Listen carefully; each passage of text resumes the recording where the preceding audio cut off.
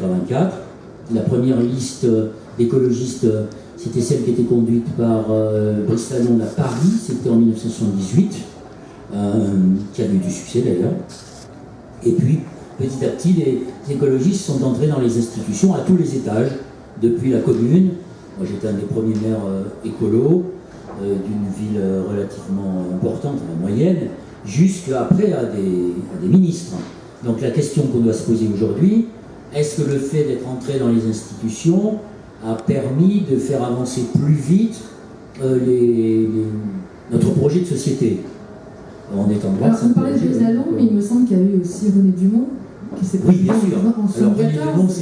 René Dumont, c'est effectivement, et j'aurais dû citer, René Dumont, il était dans un processus qui a précédé l'engagement des écologistes dans les institutions, puisqu'il a été candidat en 1974 aux élections présidentielles avec son fameux verre d'eau, en expliquant en 1974 voilà, que si on continuait à produire de manière à gaspiller autant, à être autant prédateur, et nous sommes toujours dans des sociétés prédatrices, il suffit de regarder tout ce qui se passe par exemple autour de ce qu'on appelle l'extractivisme, c'est-à-dire ce qui permet la recherche de ces métaux, qui sont des métaux rares, qui alimentent ces petits trucs dont nous sommes complètement dépendants, qui sont notre addiction d'aujourd'hui.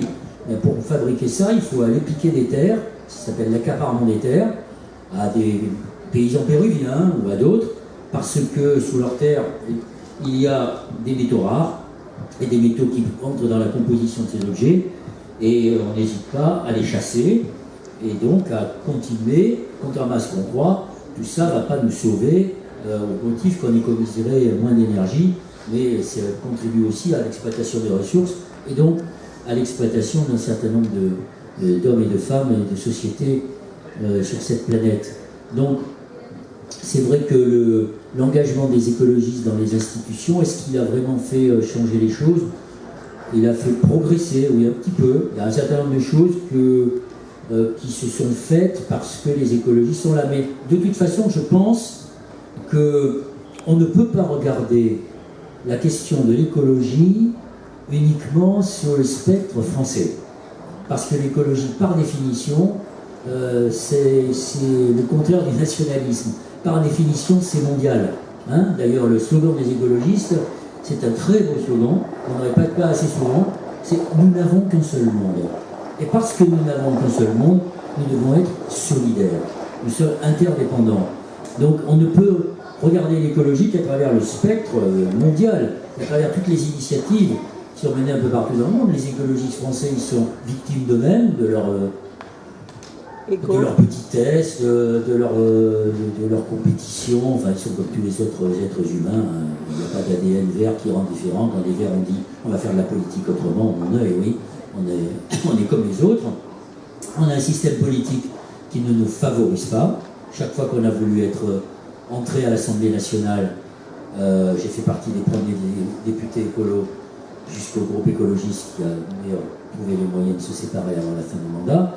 Il fallait qu'on soit dans la main du PS, sinon on n'aurait jamais eu un groupe.